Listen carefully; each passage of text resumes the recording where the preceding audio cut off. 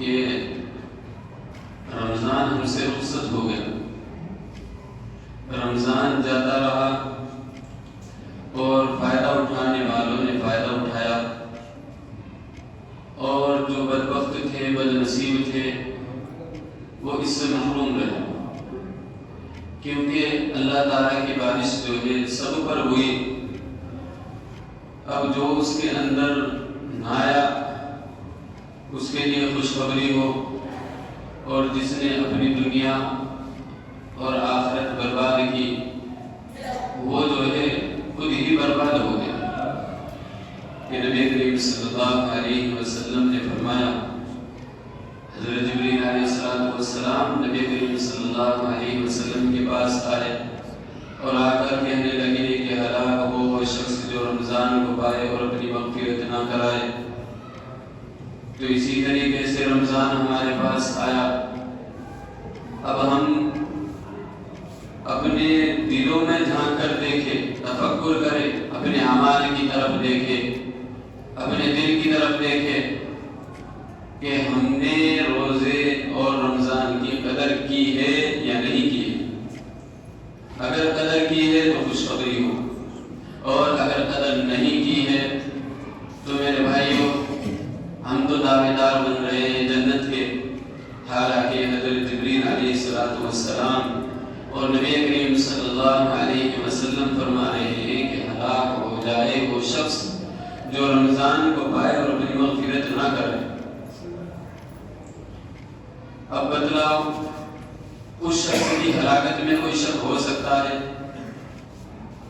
اس کے جہنم میں جانے میں کوئی شک ہو سکتا ہے کہ جس کے بارے میں خود نبی کریم صلی اللہ علیہ وسلم کہہ رہے ہو کہ ہلاک ہو جائے وہ شخص جو رمضان کو پائے اور اپنی مغفرت نہ کرے؟ پھر اسی طریقے سے یہ تو بات اپنی جگہ پر ہے، لیکن 4 اشخاص ایسے ہیں، اس دعا کا اثر جو ہے وہ قیامت میں ہم سب کے سامنے ہوگا، لیکن 4 اشخاص اب بھی ایسے ہیں کہ رمضان کے اندر ان کی مغفرت نہیں ہوتی ہے، عید کے دن ان کی کوئی مغفرت نہیں ہوتی ہے۔ اللہ تعالیٰ کے در پر آتے ہیں تو اللہ تعالیٰ جو ہے انہیں ایسے ہی دھکا دے دیتا ہے، وہ جیسے آتے ہیں اسی طریقے سے واپس چلے جاتے ہیں۔ وہ 4 اشخاص یہ ہے کہ ایک جو ہے وہ والدین کا نافرمان ہے۔ تو اب ہم اپنے دلوں پر ہاتھ رکھ کر سوچیں کہ ہم نے اپنے والدین کی نافرمانی کی ہے یا نہیں کی ہے۔ اگر آپ نے روزے بھی رکھے ہو، تراویح بھی ساری پڑھی ہو، سب کام آپ نے رمضان کے اندر کیے ہو، لیکن اگر آپ والدین کے نافرمان ہو تو آپ کی کوئی مغفرت نہیں ہے، کوئی بخشش نہیں ہے۔ اللہ کے در پر آئے ہو، لیکن اللہ نے آپ لوگوں کو ایسے ہی بھیج دیا ہے جیسے کہ کوئی شخص کسی کے یہاں پر مانگنے کے لیے آئے، وہ شخص اس کو مت دے بلکہ یہ کہتے کہ آپ ایسے ہی چلے جاؤ۔ وہی حال ان لوگوں کا ہے۔ ایک شراب پینے والا ہے کہ جو شراب کا عادی ہو، اگر اس نے شراب کو نہیں چھوڑا، وہ شراب پر مسلسل اسی طریقے سے عمل کرتا رہا، اس نے شراب کو نہیں چھوڑا تو اس کی بھی اس مہینے میں کوئی مغفرت نہیں ہے، عید کے دن اس کی بھی کوئی مغفرت نہیں ہے۔ حالانکہ روایت میں کلام ہے، اللہ تعالیٰ خود فرماتے ہیں فرشتوں سے کہ آپ ان کو خوشخبری دے دو، عید کی نماز لوگ پڑھ کر جاتے ہیں، لیکن اللہ تعالیٰ فرماتے ہیں کہ سب جاؤ، تم اپنے گھر لوٹ جاؤ، تم سب بخشائے ہو، لیکن یہ شخص اتنے محروم ہیں کہ ان کے لیے وہ اعلان نہیں ہوتا ہے۔ ان کو اللہ تعالیٰ اسی طریقے سے بھیج دیتا ہے۔ تیسرا وہ شخص ہے کہ جو کینہ رکھنے والا ہو، کینہ رکھنے والے کی بھی کوئی مغفرت نہیں ہے۔ اور یہاں پر ہم نے ایک چیز دیکھی ہے کہ ہر آدمی کینہ کے اندر لپٹا ہوا ہے، ہر آدمی کینہ خور ہے، دل صاف ہے ہی نہیں۔ اب سامنے کچھ ہے تو پیچھے کچھ ہے، یہ نہیں پتا کون سی کشتی میں سوار ہے، سب کا یہی حال ہے، نہ جانے کون سی شراب پی کر آئے ہو۔ اگر لوگوں کان کھول کر سنو، اگر دلوں کے اندر کینہ ہے تو اللہ کے اللہ تعالیٰ کو تو وہ دل پسند ہے جو صاف ستھرا ہو، اور آپ کا دل جو ہے وہ صاف ستھرا نہیں ہے، یا میرا دل جو ہے وہ صاف نہیں ہے، تو اللہ تعالیٰ جو ہے اس کی طرف کوئی توجہ نہیں فرماتے. کیونکہ حدیث شریف میں آتا ہے ان اللہ لا ينظر الى صورکم، کہ اللہ تعالیٰ جو ہے وہ کسی کی صورت کی طرف نہیں دیکھتے ہیں، یہ گورا چیٹا ہے، یہ کالا ہے، یہ تکڑا ہے یا یہ ہلکا ہے. اللہ تعالیٰ یہ نہیں دیکھتے. بل ينظر الى قلوبکم، بلکہ اللہ تعالیٰ تو دلوں کی طرف دیکھتے ہیں کہ دل کی حالت کیسی ہے. کیونکہ نبی کریم صلی اللہ علیہ وسلم نے اعلان کیا ہے کہ عربی کو عجمی پر کوئی فضیلت نہیں ہے، کالے کو گورے پر کوئی فضیلت نہیں ہے، اسی طریقے سے مالدار کو غریب پر کوئی فضیلت نہیں ہے. یہ تو اللہ تعالیٰ نے ایک نظام چلانے کے لیے کسی کو امیر بنایا ہے، کسی کو غریب بنایا ہے. اگر اللہ تعالیٰ سب کو امیر بنا دیتا تو بتلاؤ مزدوری کس کے یہاں پر جا کر کرتی. یہ تو اللہ تعالیٰ نے نظام بنانے کے لیے کیا ہے. خاندان، کوئی خاندان اللہ تعالیٰ کے یہاں پر نہیں ہے، سب ایک صف میں ہے. آپ نے دیکھا نہیں کہ جب اللہ تعالیٰ نے اپنا نظام دیا اور لوگوں کو بتلایا کہ کیسے رہنا ہے، کیسے نہیں رہنا ہے، میری عبادت کیسے کرنی ہے، کیسے نہیں کرنی ہے، کہ سب میں دیکھو ہر ذات کا، ہر برادری کو جو ہے ایک صف میں کھڑا کر دیا. اپنے گھر پر بلایا کہ بیت اللہ کے اندر آ رہے سب کو ایک چادر دے دی. ایک چادر دے کر یہ بتلا دیا کہ کسی کو کوئی فضیلت نہیں ہے. بادشاہ ہے وہ بھی ہماری نظر میں برابر ہے، اگر کوئی غریب ہے تو وہ بھی ہماری نظر میں برابر ہے، کوئی شخص چھوٹا بڑا نہیں ہے. ذات، برادری، اسی طریقے سے امیر ہونا، غریب ہونا، یہ سب یہی کے چوچلے ہیں. ورنہ دیکھو قبر کے اندر انسان جاتا ہے ایک ہی لباس میں جاتا ہے، ورنہ پھر تو غریبوں کا الگ لباس ہوتا اور امیروں کا الگ لباس ہوتا. پھر اسی طریقے سے چوتھا جو شخص ہے مشرک، جو شرک کرتا ہو، جو مشرک ہو، شرک کرتا ہو، اس کی بھی کوئی مغفرت نہیں. اور شرک کیا ہے؟ شرک یہ ہے کہ جس طریقے سے ہمارا یہ اعتقاد ہے کہ اللہ تعالیٰ بچے دیتا ہے، اللہ تعالیٰ ہی مارتا ہے، اللہ تعالیٰ ہی کھلاتا ہے، اللہ تعالیٰ ہی صحت دیتا ہے، اللہ تعالیٰ ہی تندرستی دیتا ہے. اب ہمارا یہ عقیدہ بے وجہ کہ فلاں بابا بھی اسی طریقے سے کرتے ہیں. یہ شرک ہے. کیونکہ اللہ کے علاوہ کوئی شخص جو ہے نہ مار سکتا ہے، نہ جلا سکتا ہے، نہ بچے دے سکتا ہے، کچھ بھی نہیں کر سکتا ہے. اگر اللہ کے علاوہ کوئی کرنے پر قادر ہوتا یا ہمارے بابا کرنے پر قادر ہوتے تو مرتے کی. زندہ رہنا سب کو پسند ہے. اور پھر یہ چیز موٹی سی ہے کہ جب یہ نہیں تھے تو پھر دنیا کا نظام ان سے پہلے کیسے چل رہا تھا؟ جب فیروز شاہ بابا نہیں تھے، آج تو تم سجدے کر رہے ہو یہاں پر آ کر. اس سے پہلے کراولی کا نظام کون چلا رہا تھا؟ اب تو چلو بابا چلا رہے. اس سے پہلے کون چلا رہا تھا؟ سوچنے کی بات ہے. شیخ عبد القادر جیلانی رحمۃ اللہ علیہ نہیں تھے، ان سے پہلے دنیا کا نظام کیسے چل رہا تھا؟ تو خدا کے واسطے اب یہ کہتے ہیں پیروں کو نہیں مانتے. پیروں کو سب مانتے ہیں. دنیا میں ایسا کوئی نہیں ہے جو ان کو چھوڑ دے. یہ اللہ کے ولی ہے، ان کو کوئی نہیں چھوڑتا ہے. ان کو بدبخت انسان چھوڑ سکتا ہے. بدبخت وہ من عادی ولی فقد آذنتہ بالحرب. اللہ تعالیٰ اس کو سے وہ دشمنی رکھے، وہ میرے ساتھ جنگ کے لیے تیار ہو جائے. اب بتلاؤ دنیا میں وہ کون شخص ہے جو اللہ تعالیٰ سے جنگ کرے گا؟ ان کے ساتھ دشمنی کرنا اللہ تعالیٰ کے ساتھ دشمنی کرنا ہے. تو خدا کا یہ جو سجدے کرتے ہو، یہ سجدے کرنا بھی جائز نہیں ہے. یہ اپنے ساتھ دشمنی کرنا ہے، یہ اپنے ساتھ دشمنی کرنا ہے. اگر عید کا دن بھی ہو اور آپ لوگوں کے اندر یہ کمی ہو تو خدا کا کوئی بخشش نہیں ہے. اللہ کے یہاں سے جیسے روزے رمضان ساری چیزیں کی ایسے ہی چلے جاؤ گے، کوئی بخشش نہیں ہوگی. تو اگر یہ چار چیزیں کسی شخص کے اندر ہو تو اس کی مغفرت نہیں ہوتی. نہ رمضان میں ہوتی ہے، نہ شعبان میں، کسی مہینے میں اس کی کوئی مغفرت نہیں. اب دیکھو کیا ہم نے اپنے والدین کو خوش کیا ہے؟ کیا ہم نے جو ہے سارے کام کیے ہیں یا نہیں کیے؟ اور پھر اب یہ چیز سمجھو کہ نبی کریم صلی اللہ علیہ وسلم نے فرمایا یہ عید کی رات آتی ہے، یہ عید کی رات آتی ہے. اب یہ سمجھ لینا کہ بھائی عید میں ہمیں کیا کرنا ہے اور کیا نہیں کرنا. اب یہ بدلانے والا ہمیں یہ چار اشخاص اس وجہ سے بدلائے ہیں تاکہ اگر کسی کے اندر کمی ہو تو پہلے اپنے گھر جائے، اپنے دل کی طرف دیکھے اور دیکھنے کے بعد جو ہے وہ اپنی حالت کو درست کر لے. ورنہ تو عید کی نماز میں بھی کوئی مغفرت نہیں. اس وجہ سے بدلا. اب یہ سمجھو کہ عید میں ہمیں کیا کرنا ہے کیا نہیں کرنا. اب عید کی بارے میں نبی کریم صلی اللہ علیہ وسلم نے فرمایا من قام لیلۃ العیدین، کہ جو شخص عید کی راتوں میں جاگے، جو شخص عید کی راتوں میں جاگے، احیا اللہ، کہ اللہ تعالیٰ اس کے دل کو زندہ رکھیں گے. یوم یموت القلوب، کہ جس دن تمام دل مر چکے ہوں گے، اس سے مراد جو ہے وہ قیامت کا دن، کہ اللہ تعالیٰ اس دن میں اس دل کو زندہ رکھیں گے. یعنی جس دن تمام دل مر چکے ہوں گے، دلوں کی صلاحیت ختم ہو چکی ہوگی، دل جو ہے کچھ سوچ نہیں سکیں گے، کہ اللہ تعالیٰ اس دل میں جو ہے اس دل کو زندہ رکھیں گے. تو یہ رات جو آتی ہے عید کی رات، اس کو لیلۃ الجائزہ کہا گیا ہے، یعنی جائزے والی رات. جائزہ کسے کہتے ہیں؟ جائزہ کہتے ہیں حساب و کتاب والی رات، جس میں حساب و کتاب ہوتا ہے.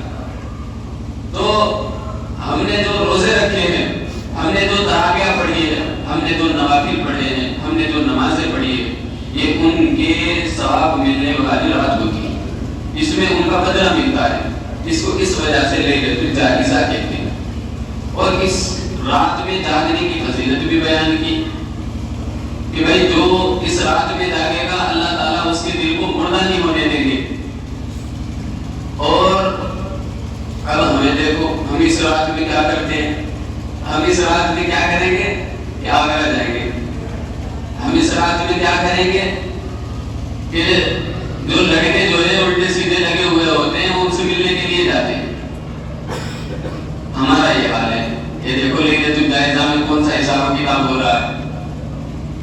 یعنی عیسائی جب کرسمس مناتے ہیں، کرسمس ڈے مناتے ہیں، تو اس رات کیا کرتے ہیں وہ کہ اس رات میں وہ اپنی گرل فرینڈوں کے ساتھ سب سے زیادہ زنا کرتے ہیں، شراب پیتے ہیں، عیاشیاں کرتے ہیں. اور وہی چیز ہمارے اندر بھی، ہم جو ہے ان سے ایک بار سے بھی پیچھے نہیں ہے. سب کام ہم کرتے ہیں. کہتے ہیں کہ خوشی کا دن ہے ایک پیگ تو لگا لو. کیا خوشی کا دن ہے ایک پیگ تو لگا لو، کیونکہ انسان دو وقت میں پیتا ہے، تو خوشی میں کبھی میں تو خوشی آ گئی ہے تو پی لو، کیونکہ جب پیئیں گے تبھی جئیں گے، اس سے بغیر کام نہیں چلے گا. ایک چھوٹا سا بچہ تقریر کر رہا ہے، چھوٹا سا بچہ یہ کہہ رہا ہے کہ نماز پوچھو معلوم نہیں، سورت پوچھو معلوم نہیں، پوہا پوچھو فوراً بتلائے گا کہ کون سا ہے. چھوٹا سا بچہ کہ پوہا پوچھو فوراً بتلائے گا، سٹے کا نمبر پوچھو فوراً بتلائے گا، یہ 8 نمبر ہے. یعنی بچے بھی ہمارے سمجھ رہے ہیں اس چیز کو، ہمارے بچے بھی سمجھ رہے ہیں اس چیز کو کہ ہم پوئے خور ہیں، پوئے پینے والے ہیں، ہم سٹے لگانے والے ہیں. ہمارے بچے خود کہہ رہے ہیں اس چیز کو. یعنی آپ کے بچوں کے دل میں پہلے ہی گھس چکی ہے یہ چیز کہ ہمارے جو بڑے ہیں وہ شراب پینے والے اور جوا کھیلنے والے ہیں، وہ اللہ تعالیٰ کے باغی ہے، اللہ تعالیٰ کے نافرمان ہے. ادھر نماز پڑھیں گے اور ادھر جو ہے وہاں پر جا کر سٹے کی دکان پر چلے جائیں گے. انہیں سب معلوم ہے بچوں کو. چھوٹا سا بچہ ہے، اتنا سا بچہ، اور اس نے باقاعدہ یوٹیوب پہ ریکارڈنگ ڈال دی، صاف صاف وہ کر کے سورت پوچھے کو کچھ نہیں پتا. کام کیا کرتے ہیں کہ وہ بات کرتے ہیں، پیتے کھاتے کہنا ہے کہ شراب پیتے، صاف صاف کہہ رہا ہے چھوٹا سا بچہ. یعنی ہم لوگوں کی حالت ہے، بچے تبھی بول رہے ہیں جب ہم کرتے ہیں. اگر آپ نہ کرو تو کوئی نہیں بولے گا. اب دیکھا ہے بچوں کو، تم نے اپنے بچوں کو نہ سکھایا نہ معلوم ہے، اس انہوں نے کبھی آپ کے سامنے ذکر کیا ہے کہ اسپیس کیا چیز ہوتی ہے، ہیلی کاپٹر کے اندر کتنے پہیے ہیں، وہ بالکل نہیں بتائے گا آپ کو، کیونکہ نہ آپ نے اسے بتلایا ہے نہ اس نے وہ کیا ہے. اس نے تو وہ بھی اور یہ چیزیں دیکھی، وہ یہ ہو گیا. تو لیلۃ الجائزہ میں ہمارا یہ حال ہو رہا ہے. جو یہودیوں کا ہے وہی ہمارا ہے، جو یہودی کام کرتے ہیں وہی ہم کر رہے ہیں. جیسے وہ شراب پی رہے ہیں ایسے ہم شراب پی رہے ہیں، جیسے وہ جوا کھیل رہے ہیں ایسے ہم جوا کھیل رہے ہیں، جیسے وہ بےایمانی کر رہے ہیں ایسے ہم بےایمانی کر رہے ہیں. سب کام ہم کر رہے ہیں، اور پھر بھی ہم مسلمان جنت میں جائیں گے.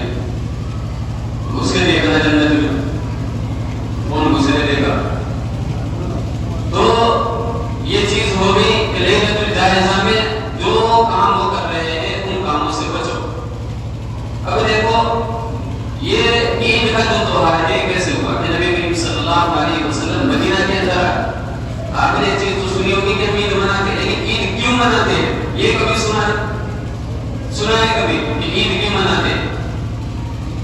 کسی کو معلوم ہے کہ عید کیوں مناتے ہیں؟ بالکل بھی معلوم نہیں ہوگا. وہ بچے کا کہنا کہ کوئی کا پتہ ہے تو عید ہم اس وجہ سے مناتے ہیں کہ پہلے سے ہی یہود و نصارہ جو ہے عید منایا کرتے تھے, خوشی منایا کرتے تھے. ان کا کیا کام تھا؟ وہ عورتوں کو نچایا کرتے تھے. اور پھر کیا کام تھا کہ شراب پیا کرتے تھے اس رات میں. اور اسی طریقے سے جو ہے جیسا ہماری حالت ہے کہ سٹا جمعہ بازی کیا کرتے تھے اس رات میں. تو نبی کریم صلی اللہ علیہ وسلم مدینے میں آئے. مدینے میں آنے کے بعد نبی کریم صلی اللہ علیہ وسلم نے پوچھا کہ ماں ہادی کہ یہ کیا چیز ہے یہ لوگ جو کرتے ہیں. نبی کریم صلی اللہ علیہ وسلم کے سامنے ذکر کیا گیا کہ یہ ان کا تہوار ہے, اسی طریقے سے تہوار مناتے ہیں. تو نبی کریم صلی اللہ علیہ وسلم نے فرمایا کہ لوگوں تمہیں تہوار منانا ہے تو تم اس طریقے سے مناؤ. تو پھر نبی کریم صلی اللہ علیہ وسلم نے ان 2 دنوں کو بدلا. وہ جو ناچ گانا ہوا کرتا تھا, شراب پی جایا کرتی تھی, تو نبی کریم صلی اللہ علیہ وسلم نے تمام چیزوں کو بند کیا. اور بند کرنے کے بعد فرمایا کہ لوگوں تم اپنے تہوار اس طریقے سے مناؤ. تو پھر اس کے بعد جو ہے ہم عید اور عید الاضحیٰ اس طریقے سے مناتے ہیں. اور عید کو عید اس وجہ سے کہتے ہیں کہ بار بار لوٹ کر آتی ہے.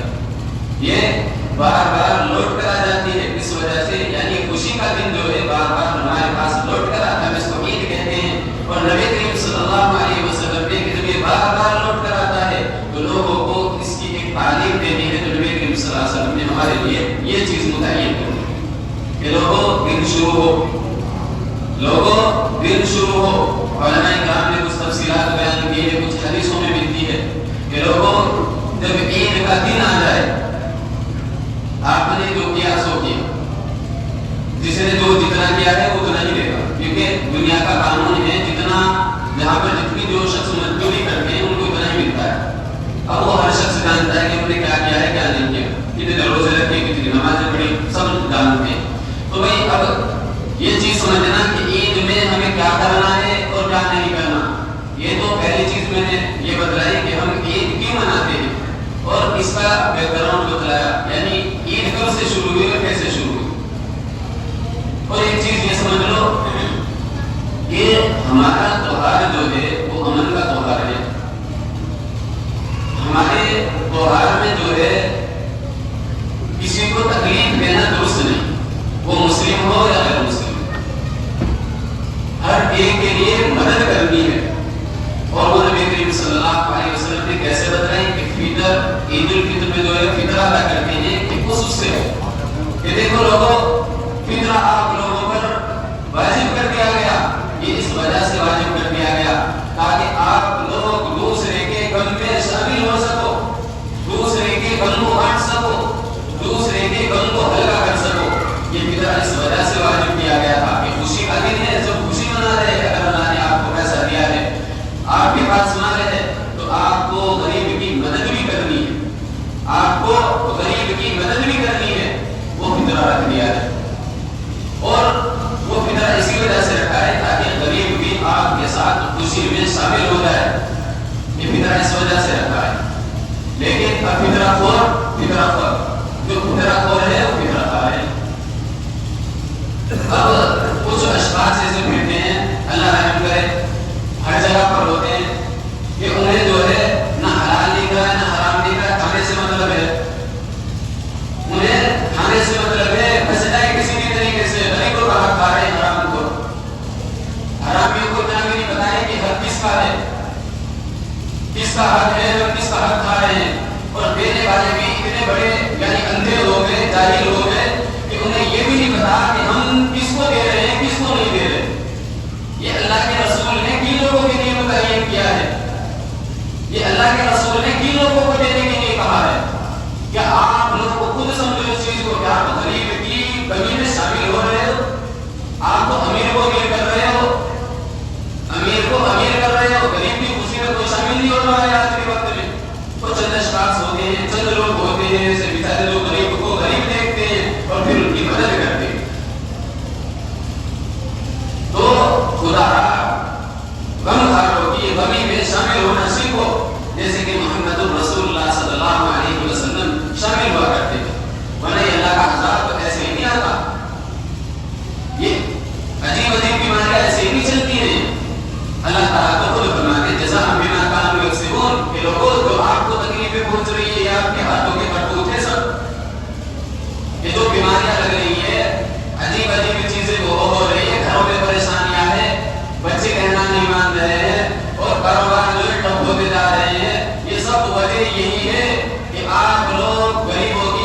دعا لے رہے ہو، اگر آپ لوگ غریبوں کی بد دعا سے بچو گے تو اس وقت میں خوشیاں آ سکتی ہے۔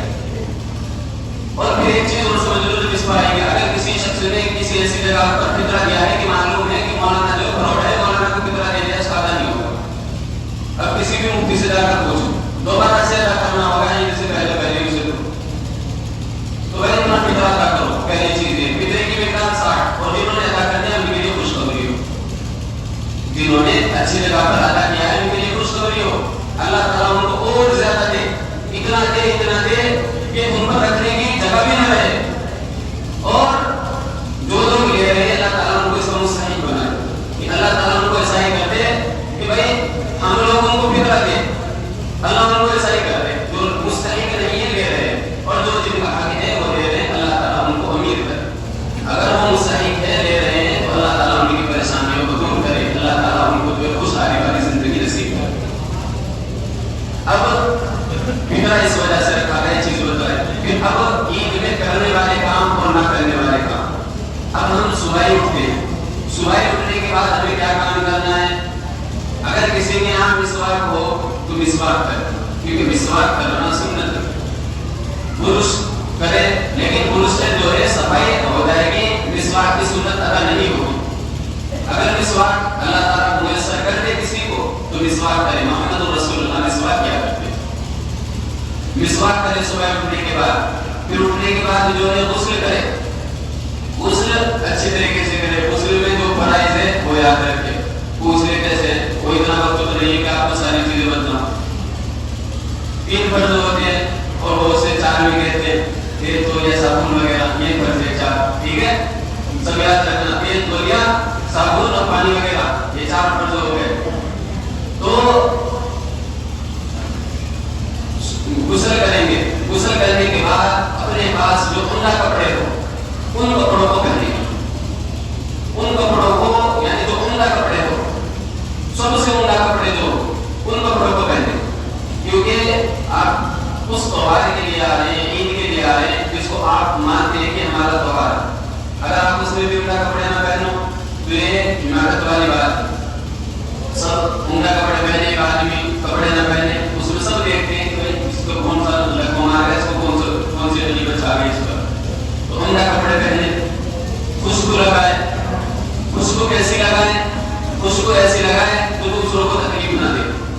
اب بعض ایسی خطرناک خوشبو لگا کر آتے سر میں درد ہوتا ہے، یعنی برابر والا جو ہے زندہ ہی مر جاتا ہے، اس کو مارنے کی ضرورت نہیں ہوتی ہے، زندہ ہی مر جاتا ہے۔ اور بعض میرے پیچھے سے کھڑے ہو جاتے نیت کے دل لگا کر آ جاتے ہیں، یہ نہیں معلوم کہ کون سا عطر استعمال کرنا ہے کون سا نہیں۔ میت والا عطر جو میت پر استعمال ہوتا ہے وہ یہاں لگا کر کھڑے ہو جاتے ہیں، سانس لینا مشکل ہو جاتا ہے، پڑھنا بھی مشکل ہو جاتا ہے۔ اور پھر جب عوام میں آؤ تو عوام میں ایسا عطر لگا کر آنا چاہیے جو سخت عطر نہ ہو، ہلکا عطر لگا کر آنا چاہیے، سخت عطر لگا کر مت آؤ عوام میں۔ اب نبی کی سنت ہے، دیکھو یہ کیا ہے، عطر لگانا نبی کی سنت ہے، بھائی یہ تو سنت ہو گئی، لیکن دوسرے کو پریشان کرنا حرام ہے، یہ مجھ سے سن لو۔ تم تو عطر لگا کر ایک سنت کو زندہ کر کر دوسرے کو پریشان کر کر حرام کام کر رہے ہو، تو خدا ایسا عطر لگا کر آؤ تو دوسرے کو پریشان کرو۔ پھر اس کے بعد جو ہے عیدگاہ کی طرف آؤ گے، عیدگاہ کی طرف آنے سے پہلے چھوارا کھجور تاک کھانی چاہیے، 3 5 7 جتنا جس کا پیٹ ہو اتنی کھاؤ، کیونکہ ہم جیسے کے لیے تو ایک بھی کافی ہے۔ اب بھائی آپ آدمی اپنی طرف لے گئے کہ ہمیں کتنی کھجور کافی ہوگی، کتنے چھوارے کافی ہوں گے، تو تاک کھجور کھا کر آئے، 5 3 جوڑا نہ کھائے، کھجور کھائے یا چھوارا کھائے، کچھ بھی کھا کر آ سکتے ہیں جو چیز میسر ہو۔ اگر کھجور میسر نہ ہو تو میٹھی چیز کھا کر آ جائے۔ اور پھر جو ہے جب گھر سے نکلے تو گھر سے نکلنے کے بعد یتیموں کی طرف ضرور دے۔ یہ محمد رسول اللہ صلی اللہ علیہ وسلم کا واقعہ ہے کہ راستے سے آ رہے یتیم بچہ مل گیا راستے میں، تو یتیم بچے کو انہیں کپڑے نہیں پہنے ہوئے تھے، تو محمد رسول اللہ نے پوچھا کہ بچے تمہیں کپڑے کیوں نہیں پہنے؟ کہنے لگا کہ میرے ماں باپ نہیں ہے۔ تو محمد رسول اللہ واپس گئے، گھر لے گئے اس کو، گھر لے جانے کے بعد اس کو کپڑے پہنا کرائے اور کیا فرمانے لگے کہ بیٹا آج سے محمد تیرا باپ ہے اور عائشہ تیری ماں ہے۔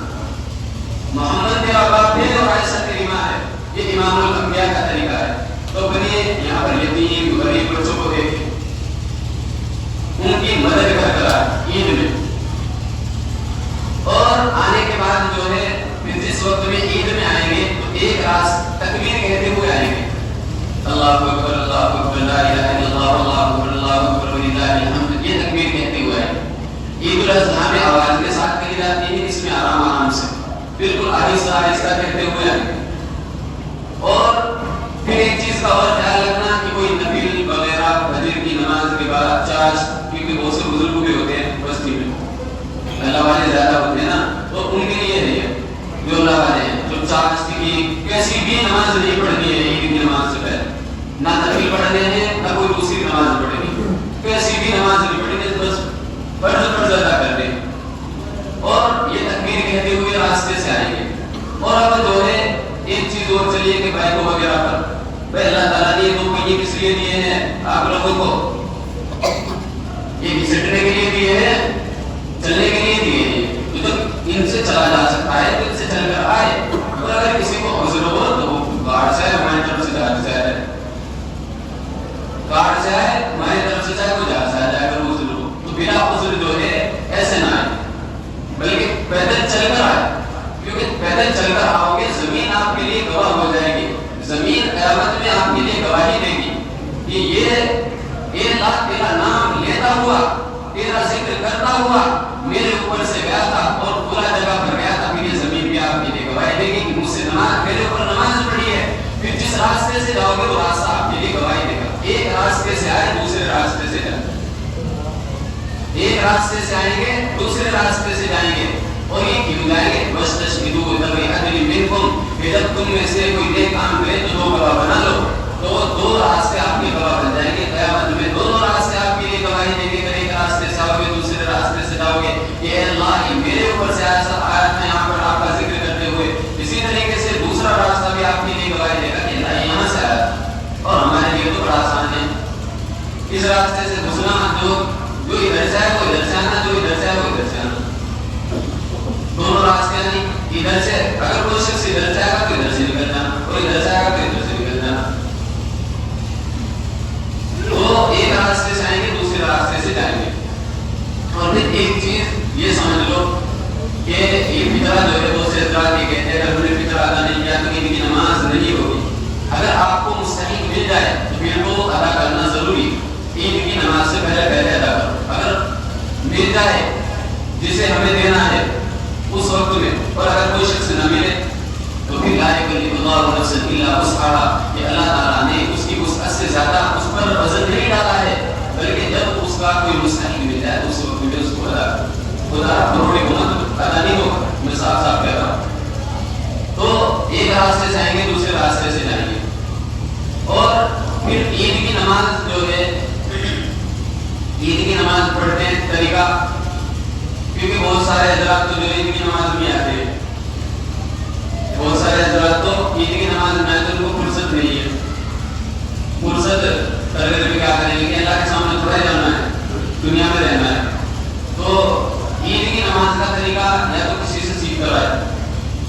اور پھر یہ جو نیت وغیرہ آپ کرتے ہو کہ نیت کیسے بنے گی، نیت کیسے بنے گی، تو نیت نام ہے دل کے ارادے کا کہ آپ وہاں سے آئے نیت ہو بس. صحابہ رضی اللہ عنہ خود نبی کریم صلی اللہ علیہ وسلم سے آپ ایک بھی حدیث میں نہیں بتا سکتے ہو کہ محمد رسول اللہ نے اس طریقے سے نیت باندھی ہو کہ 4 رکعت نماز فرض جیسے آج کل ہمارے صوفیاء حضرات مانتے ہیں. بہت سے تو نیتوں پر جھگڑ رہے ہیں یہاں پر. نیت کیسے بنے گی؟ میں ان سے کہنے لگا کہ بھائی عید کی نماز کی نیت کیسے بنے گی؟ میں کہنے لگا کہ عید کی نماز کی نیت بنے گی اس طریقے سے کہ بھائی آپ پہلے امام صاحب سے پوچھو کہ امام صاحب کون سی سورت پڑھو گے، تو پھر اس نیت میں اس سورت کا لگانا بھی ضروری ہے کہ 2 رکعت نماز واسطے اللہ تعالیٰ کی میرا کعبہ شریف کی طرف کو امام صاحب کے پیچھے، اور امام صاحب یہ سورت پڑھیں گے اور اس کے اندر اتنی بات یہ ہم یہ بھی درود شریف پڑھیں گے، تحیات پڑھیں گے، اور اسی طریقے سے امام صاحب یہ بھی سورت پڑھیں گے، یہ بھی سورت پڑھیں گے. ٹھیک ہے، ساری چیزیں باندھو پھر 2 سلام بعد میں پڑھیں گے. تو یہ آپ کی نیت مکمل ہوگی اس وقت میں جو حضرات نیت باندھنا چاہتے ہیں. اور وقت کون سا لگانا ہے؟ وقت جو ہے 12 بجے کا لگا لینا. جو حضرات لگانا چاہے وقت 12 بجے کا لگا لینا، کیونکہ 12 بجے سے پہلے کی نماز ہو جاتی ہے. کیونکہ وہ سو رہے ہیں. وہ